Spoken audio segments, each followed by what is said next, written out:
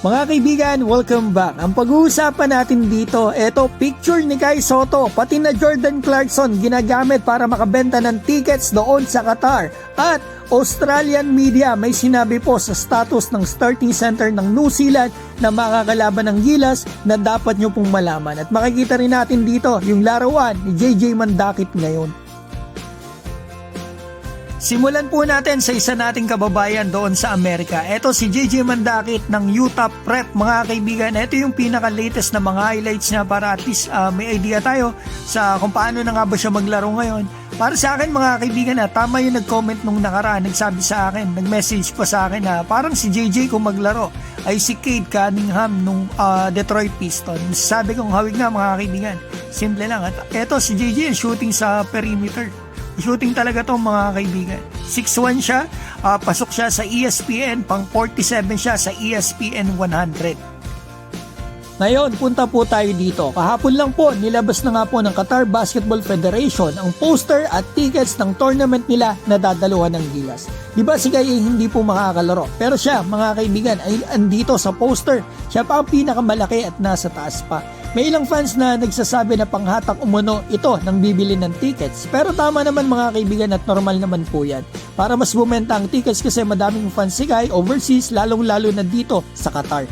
At akalain mo kaibigan, kanina lang, nagpost ang Qatar Basketball dito sa kanilang Instagram sa story.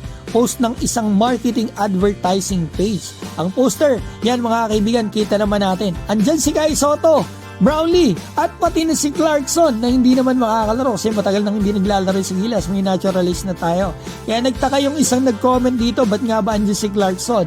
Comment pa ng isa, pang-hype, kaya sinama sina Kai at Clarkson. Ano ang tingin mo kaibigan? Sa bagay, obvious naman mga kaibigan, gusto nila makahatak ng madaming bibili ng tickets. Ngayon mga kaibigan, balitaan ko naman po kayo sa makakalaban ng Gilas Pilipinas ngayong February 23, ang New Zealand. Kaibigan, yung starting center po nila na si Tyrell Harrison, di ba na-injured ito nung January 8 pa? Tagal na mga kaibigan, hanggang ngayon di pa rin nakakalaro.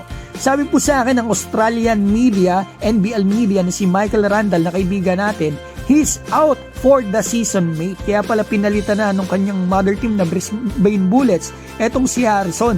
At eto ang update pa niya sa akin mga kaibigan eto yung mensahe niya sa akin about dito sa FIBA window kay Harrison. I spoke to someone about him today actually. Said he still got concussion effects. They don't know if he can play in the FIBA window.